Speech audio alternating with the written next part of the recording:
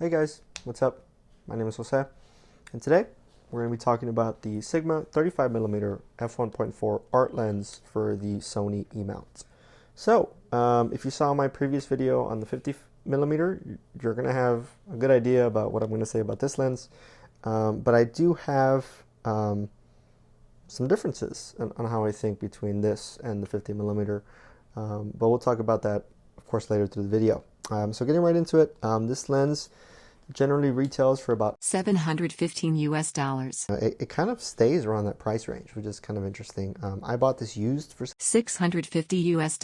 online on a used forum, but kind of expect to pay around $715 US. I do recommend getting them used if you can. I think this lens and all the Sigma art lenses can kind of take a beating and still produce perfect photos. So if it's got some blemishes and stuff like that, still consider buying it because if you can save a few bucks and still get amazing photos, it's kind of worth it. This has a 67 diameter ring, and so you can put filters on it, of course, in that diameter, 67. It stops down to f1.4, great for blurry background and bokeh, low light situations, all that good stuff. Now getting onto the specifics on, should you get a 35mm or should you get a 50 or have both? I have both. If you saw the last video, I have a 50 as well. So, but why get a 35mm? Well, can't you just step back a little bit and get the same shot on a 50? Well, yeah, you can. But you can only take enough steps backwards, in a room or in an area you're shooting, and sometimes you do need to get the wider shot. And I think the 35 kind of tends to be an amazing focal range for that. If you want to get a little bit wider, if you want to get the whole scenery without having to move back, it does give it a different look than just walking back with a 50. So I would say, in general, I wouldn't recommend the lens on its own. If it's the first lens you're thinking about getting for your camera and you only get one option, get a 50. Even if it's the budget Sony 1.8, that's fine. I think the 35mm is where you want to move to if you know what you need. If you know that you need a little bit wider shots, if that's what you want in your photos, if you want to stop focusing on the person and more about the environment that they're in, I think it's amazing. I think for stuff like street photography, it's a little bit okay. I think this is great for doing like lifestyle photos, right? Of like being able to show where the person is at, not just the person themselves. I think the 50 is more akin for that. I think this 50 is better for like person focused stuff.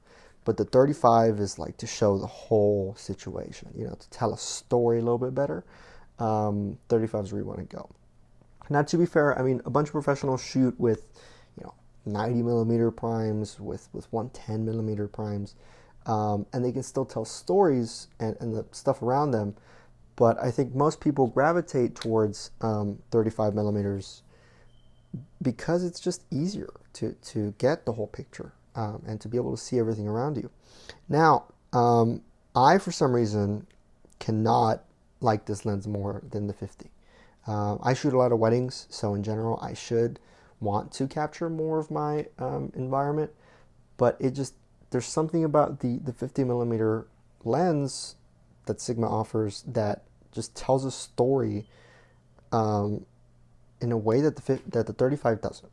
I think the photos on the 50 look like creamier, they just look better, there's just something natural to them.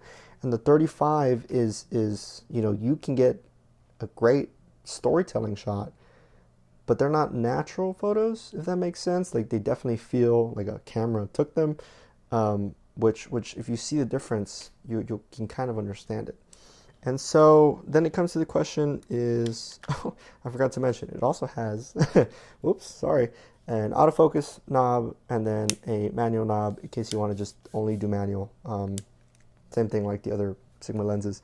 Back to the question, should you get it? Should you get a 35mm Sigma. And there's other offers in the 35 area, but I'm going to focus on the Sigma for this one because I think this is a great little lens. I think it's a little bit expensive for what it does, but I would say if you have the spot in your lens collection to get one, then go for it.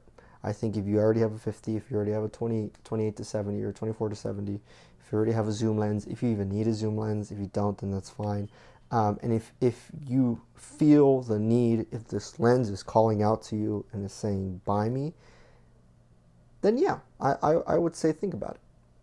But I don't think it's a must-have like the 50. I think the 50 should be standard in all cameras you buy. And the 35 is I think in a way almost geared more towards professionals, because professionals will know when they need this lens. When I started off, I didn't think I needed that lens. It wasn't calling to me.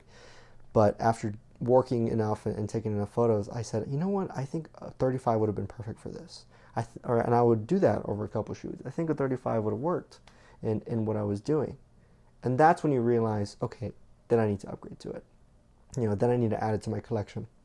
But don't get it just because some loser on the internet told you to get it. This should definitely be a decision that should come to you, I think. Don't get it because it's cool.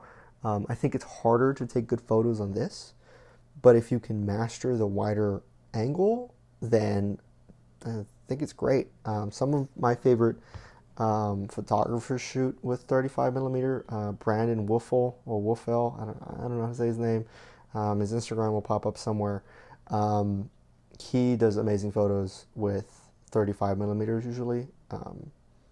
And so, there's some amazing photographers that do that, but it's not for me. I'm more of a 50 guy, and that would be my recommendation. So, that's it for my review. It's just like the 50. It's a fast lens. It's sturdy. It's reliable. It feels great in your hands.